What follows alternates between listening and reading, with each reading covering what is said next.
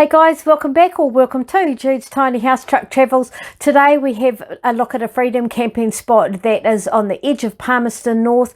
Great for kids and dogs. Come and have a look at Ahimate Park with me.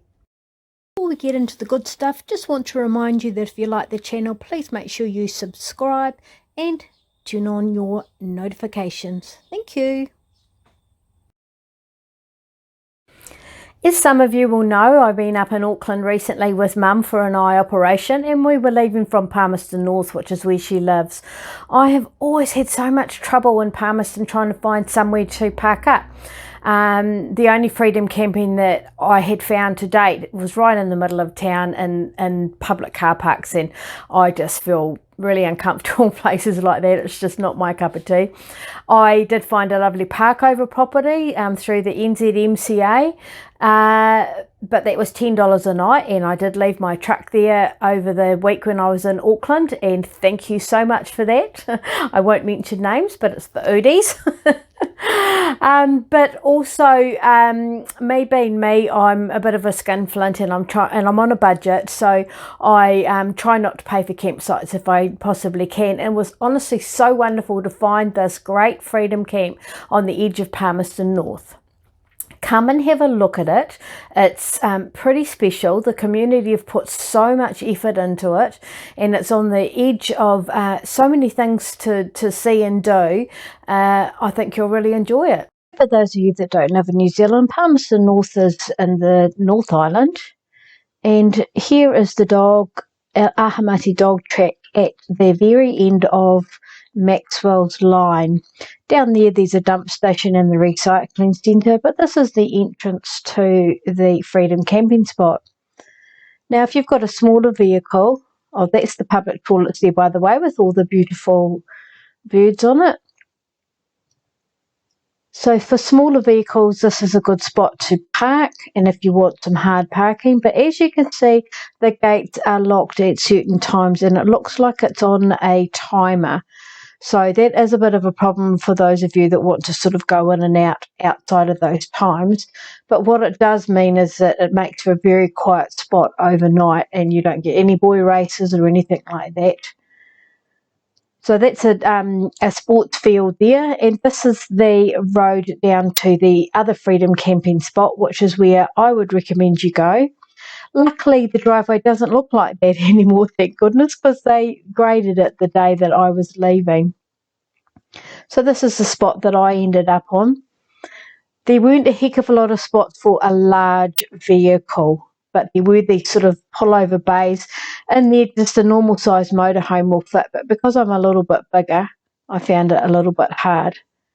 So you can see that it's a gorgeous area, quite big, and it doesn't get heaps of traffic, but lots of dog walkers, because over there is a dog walking track, and I will show you that in a little bit. And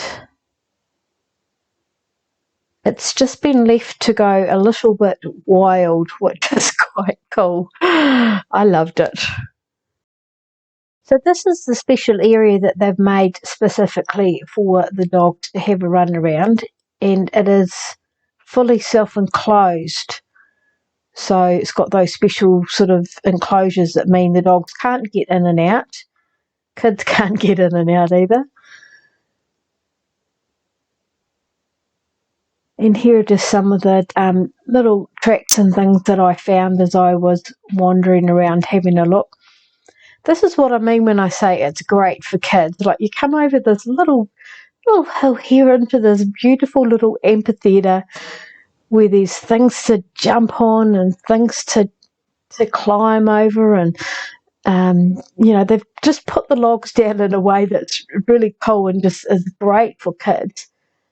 A swing there, and over there's a cargo net thing that you can, I saw some kids just laying on it yakking later on in the day.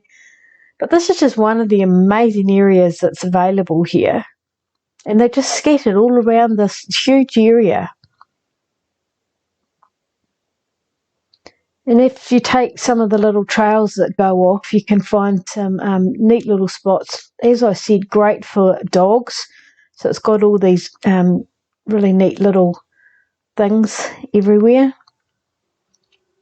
It was interesting to me to read this particular sign because I used to walk my ponies along beside the river. So the group that I was in may have been instrumental in getting this park going at the start. It's going to take you through a few of the photos of just some of the things that I found as I was wandering around that I found it so interesting. But as you can see, it's really well set up for dogs. And just trails just going off all over the place. As I said, the community have put a heck of a lot of work into this place, and they keep an eye on it. So if anything a bit shonky's going on, they really know. Of course, you know me, I always manage to find some trees. It wasn't the best spot that I found to start with. Getting my steps out was a bit hard, I must admit. But I really did love this camp, and I hope you loved it too if you go there.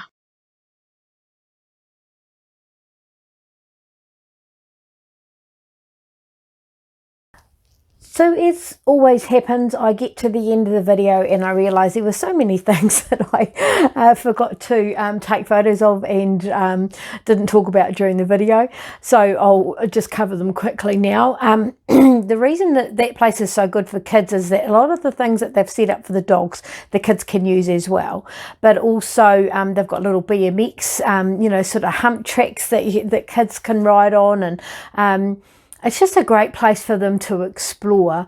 There's also the Manawatu cycle track, which I showed you the beginning of, which runs right along the Manawatu River. It takes you right into, well, I don't actually know how far it goes down, but I know it goes as far as the Esplanade, and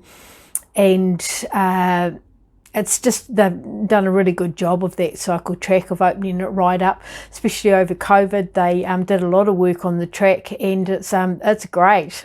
But Ahimate Dog Park is the start of that track. So I hope you enjoyed that little tour around there.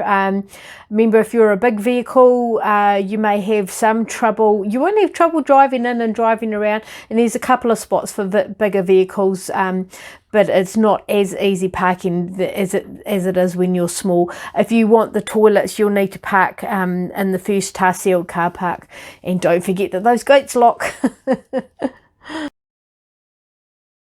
I hope you enjoyed that video. If you did, please make sure to share with all your friends and subscribe to the channel because there'll be more up soon.